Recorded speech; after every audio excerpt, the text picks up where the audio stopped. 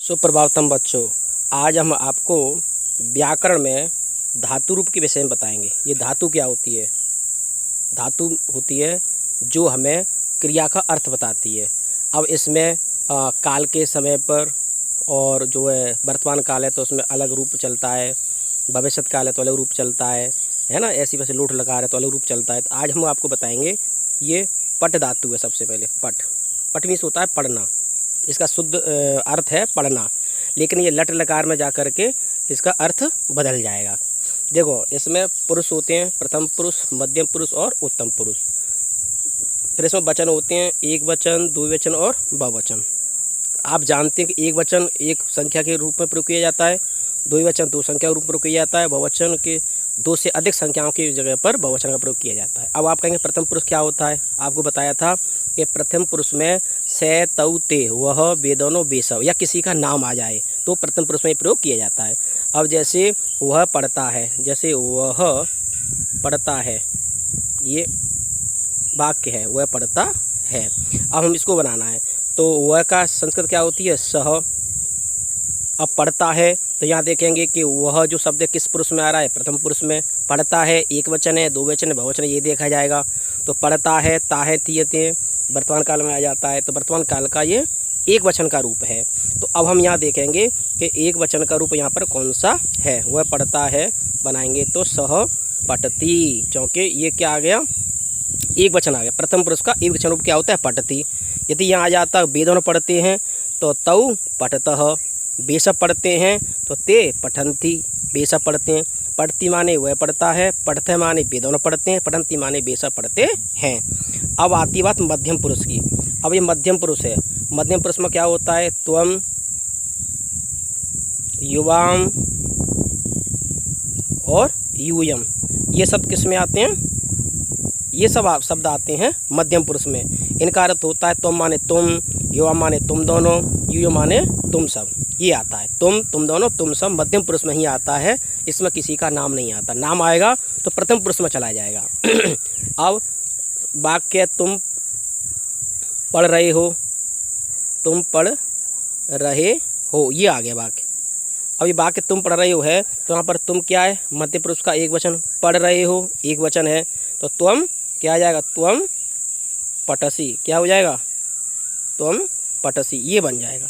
देखो तो दिखाई दे रहा है, तुम पढ़ रहे हो क्या गया? तुम पटसी, यानी कि मध्यम पुरुष का एक वचन का वाक्य बन गया। इसी प्रकार तुम दोनों पढ़ रहे हो तो युवाम पठतः, तुम सब पढ़ रहे हो, यूयम पठथ। अब आता है अगला उत्तम पुरुष।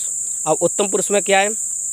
उत्तम पुरुष में अहम, अहम आता है। अहम माने मैं, आवाम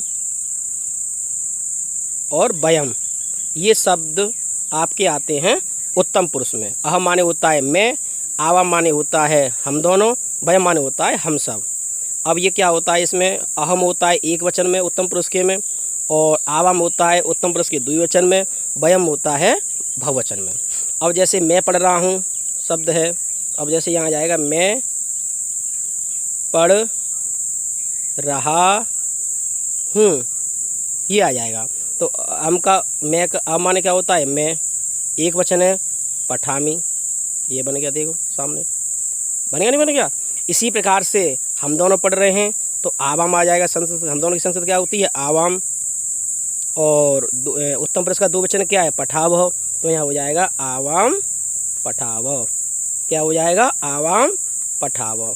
इस प्रकार से हम आगे ऐसे वाक्य बनाते रहेंगे।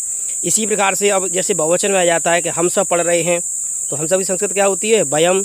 पठामे मीन्स क्या होता है? पढ़ रहे हैं, तो यहाँ पर हो जाएगा वयम पठामहम, वयम पठामहम। इसी प्रकार से हम आगे के वाक्य बनाते रहेंगे।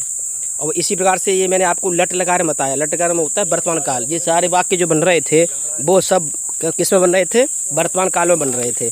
वर्तमान काल में क्या होता है कि ये लट लकार के रूप चलते हैं। इसी प्रकार से हम आगे देखेंगे तो दूसरा है लोट लकार। और लोट लकार क्या होता है? आज्ञावाचक, जिसमें आगे जाती है तुम पढ़ो, वह पढ़े, यानी कि जो आज्ञा दी जाए। तो जैसे प्रथम पुरुष का है तो पठतु, पठतु लग जाएगा, पठताम पठंतु, पठ पठा पठतम पठत, यानी कि मध्यम पुरुष का एक वचन में मध्यम पुरुष का द्विवचन में, मध्यम पुरुष का बहुवचन में। इसी प्रकार से उत्तम पुरुष के एक वचन में पठानी हो जाएगा, उत्तम पुरुष के द्विवचन में पठाव हो जाएगा और उत्तम पुरुष के बहुवचन में पठाम हो जाएगा। इसी प्रकार से हम आगे और रूप आपको बताते हैं। इसी प्रकार से हम जब आगे बढ़ेंगे तो अगली लकार आती है लंग लकार। लंग लकार का अर्थ होता है भूतकाल, यानी कि जो कार्य हो चुका है। जैसे वह पढ़ा तो सह अपठता आ जाएगा, वे दोनों पढ़े तौ अपठताम, वे सब पढ़े ते अपठन, ये प्रथम पुरुष का हो गया। इसी प्रकार से मध्यम पुरुष में हो जाएगा कि तुम पढ़े तो त्वम अपठः, तुम दोनों पढ़े त्वम युवाम अपठतम, तुम सब पढ़े तो यूयम अपठत।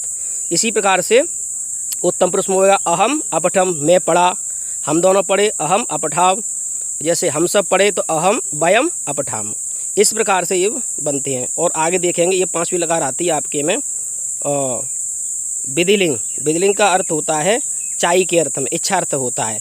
तो उसे पढ़ना चाहिए, हमें पढ़ना चाहिए, तुम्हें पढ़ना चाहिए, तो वह उसे पढ़ना चाहिए क्या हो जाएगा स पठेत, एक वचन में। वे दोनों पढ़ने चाहिए ते तव पठेत हम, वे सब पढ़ने चाहिए ते पठेयु, तुम्हें पढ़ना चाहिए त्वम पठे, तुम दोनों पढ़ना चाहिए युवाम पठेतम, तुम्हें सब पढ़ना चाहिए यूयम पठेत। इस वजह से मुझे पढ़ना चाहिए या हमें पढ़ना चाहिए तो क्या आएगा अहम अपठेयम, हम दोनों पढ़ना चाहिए आवाम पठेव, हम सब पढ़ना चाहिए वयम पठेयम। इस प्रकार से मैंने आपको आज 5 लकार के धातु रूप बताए, धातु रूप का अर्थ बताया, इसी प्रकार से वाक्य बनाना सिखाया।